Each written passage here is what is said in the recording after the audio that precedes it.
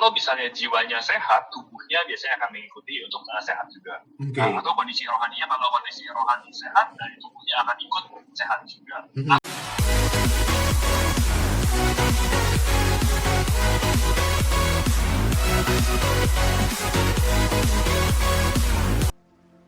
Ya, sahabat ini saat ini saya sudah terhubung dengan Ko Joshua Lee. Thank you banget nih Ko, nanti boleh kenalan dan sebagainya. Saya hampir booking waktu, minta waktunya itu kurang lebih 3 minggu, mau sebulan kali ya. Minta waktu biar bisa clock gitu, biar bisa sharing. Nah, nanti hari ini di kesempatan ini kita akan sharing mengenai imun sistem yang nanti dikupas tuntas dan pasti akan ada episode-episode lainnya lagi sih sebetulnya gitu. Baik, tanpa lama-lama langsung aja kok. Joshua boleh kenalan singkat terlebih dahulu. Nah, ini gue minder nih, kalah glowing gue ini. Silakan, brother. Oke. Selamat siang, sore, selamat pagi. Terima kasih udah mengundang saya untuk ngobrol-ngobrol dan sharing, saudara Hendrian. Terus suatu hal yang menggembirakan, boleh berbagi dengan masyarakat dan teman-teman yang lainnya, para penonton. Nah, jadi saya memperkenalkan diri saya, nama saya Joshua Lee, saya praktisi naturopati. Saya belajar ilmu pengobatan naturopati di Australia selama 4 tahun, dan juga saya belajar juga mendalami ilmu-ilmu yang berhubungan dengan psikosomatis, tentang inner healing, mind and body healing, selama 2 tahun. Jadi total saya belajar ilmu pengobatan komplementer alami ini 6 tahun di Australia. Wow. Nah, ketika saya banyak belajar tentang ilmu pengobatan alami dan saya mengaplikasikannya pada diri saya ketika waktu saya masih pelajar di Australia dulu itu, saya mengalami banyak perubahan dalam diri.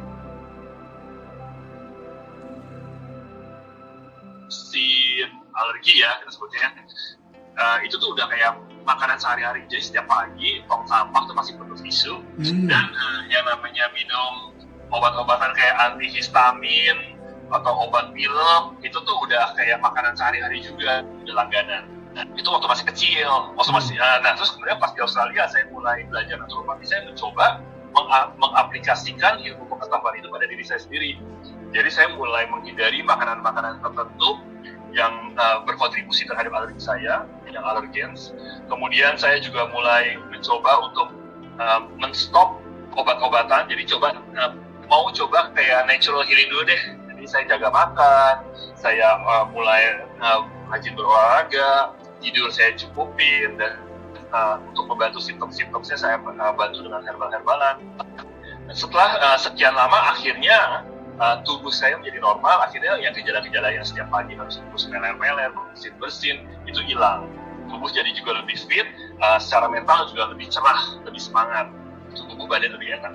Nah, ketika itu saya pikir, ketika saya mau balik ke Indonesia, saya ingin membantu memperkenalkan konsep naturopati ini kepada masyarakat. Siapa ya orang yang kira-kira membutuhkan imun sistem yang lebih baik? Saya pikir pasien kanker.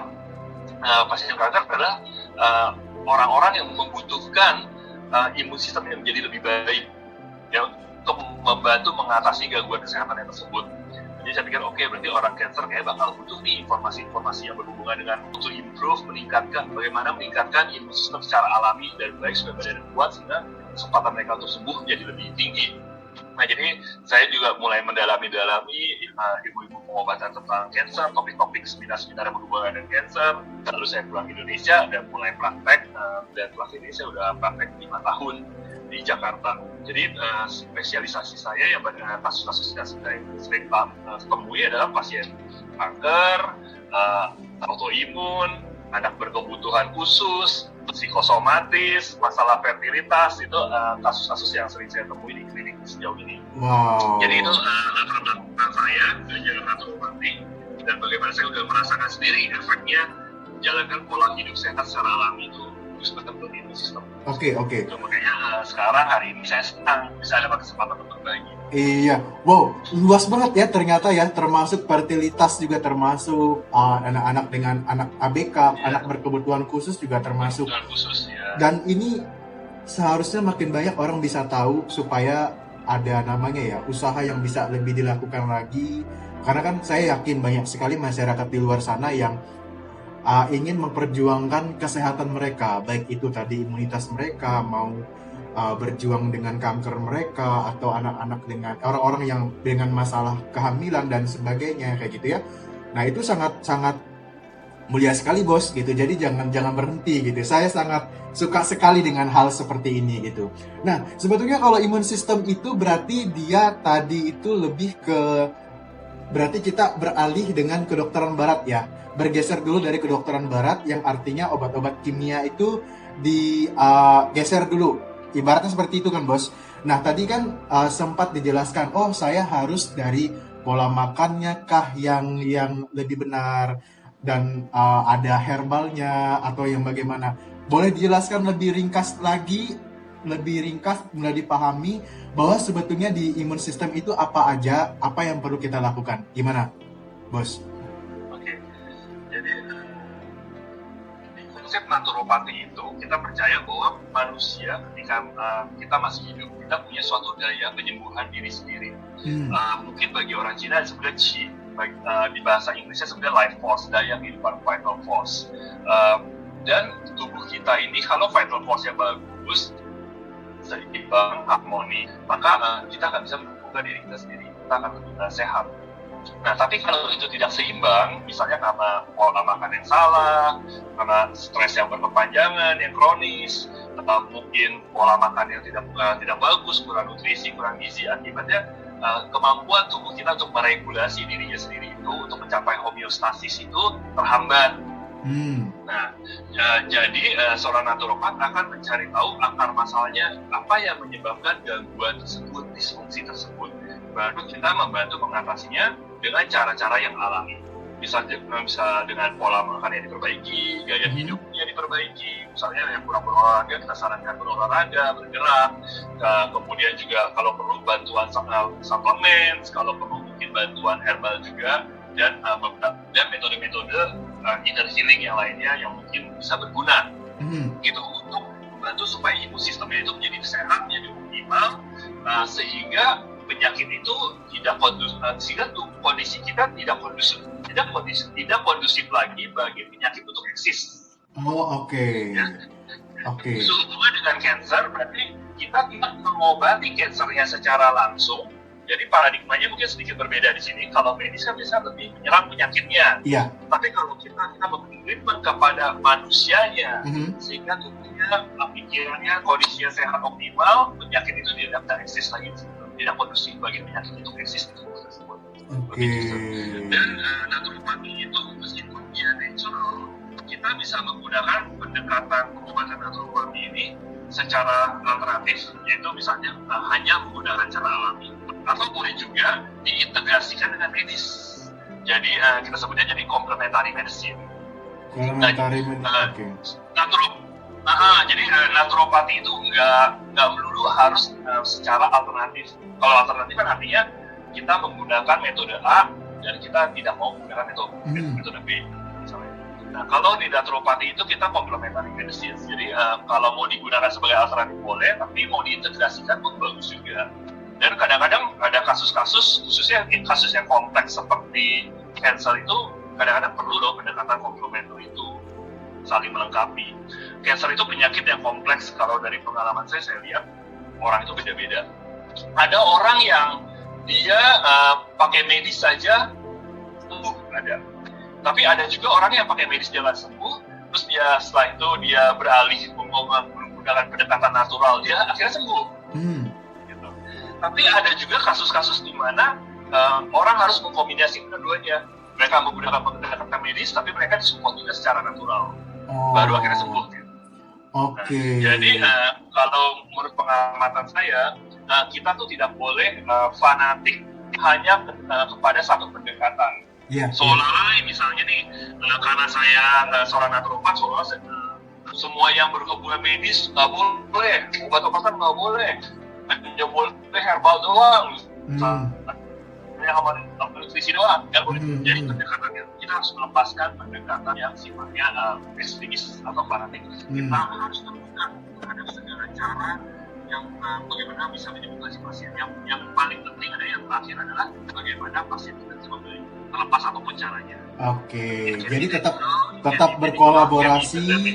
kolaborasi dan pasti juga mengutamakan keamanan keselamatan user yang konsumsi juga kan bos gitu. Karena memang tujuannya adalah sama sebetulnya, hanya untuk memberikan bantuan pelayanan kesehatan kepada masyarakat yang tadi meningkatkan rehabilitasnya, termasuk ya kalau sembuh kayak gitu. Tapi memang ada kolaborasinya gitu.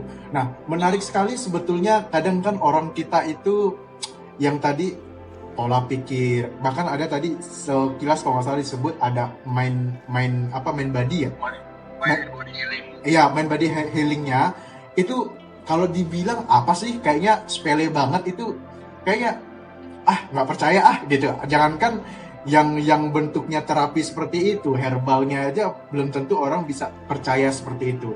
Bagaimana nih kira-kira dari Ko Joshua meyakinkan masyarakat bahwa sebetulnya herbal dan terapi-terapi yang seperti tadi healing, mind body healing dan sebagainya itu sebetulnya efektif loh, ada ilmiahnya loh, bahwa keberhasilannya, bahwa untuk dia bisa membantu proses pemulihan, penunjang kesehatan pasien itu juga bagus gitu. Bagaimana kira-kira bisa meyakinkan masyarakat?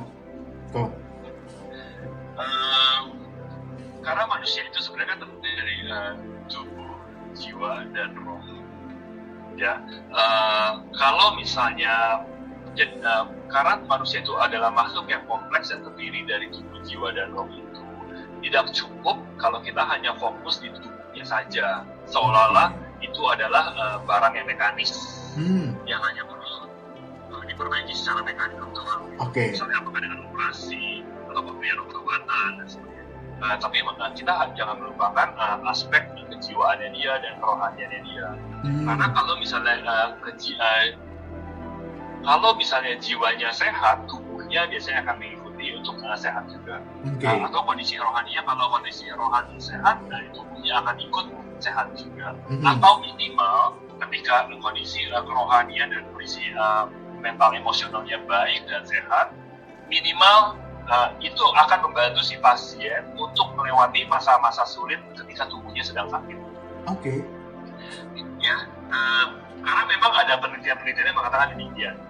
Misalnya seumpama kayak doa dan penyembuhan batin dan sebagainya, meskipun kadang-kadang tubuhnya nggak sehat, tapi minimal tubuhnya lebih lambat untuk terjadi degradasi atau penurunan fungsi kesehatannya, ya, nggak worsening, nggak terlalu worsening dibandingin kalau misalnya tubuh si pasien udah sakit, terus secara mental dia juga kayak drop, depresi, stres, nggak bahagia, atau arah tujuan hidup, itu akan bikin kondisi kesehatannya degradasi lebih cepat. Betul.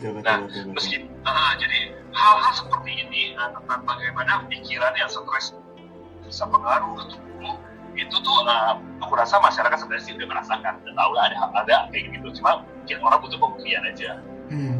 Nah, kalau dari segi kesehatan kita bilang ada jalur yang namanya psycho-neuro-adreno-immunology. Artinya apa? Jalur itu berasal dari psycho, psikis, kemudian ke neuro, ke sistem saraf. Dari sistem saraf akan pengaruh ke sistem adreno atau adrenal gland, sistem kelenjar-kelenjar hormonal. Nah, nanti dari situ akan pengaruh. Karena kan kalau orang stres akan menstimulasi kortisol, hormonal kortisol itu bisa menurunkan imun sistem kita kalau berkepanjangan. Jadi itulah mekanisme bagaimana dari psikis bisa pengaruh ke kesehatan fisik tubuh kita, ya. Jadi itu psycho, neuro, adreno, immunology, pathway, ya.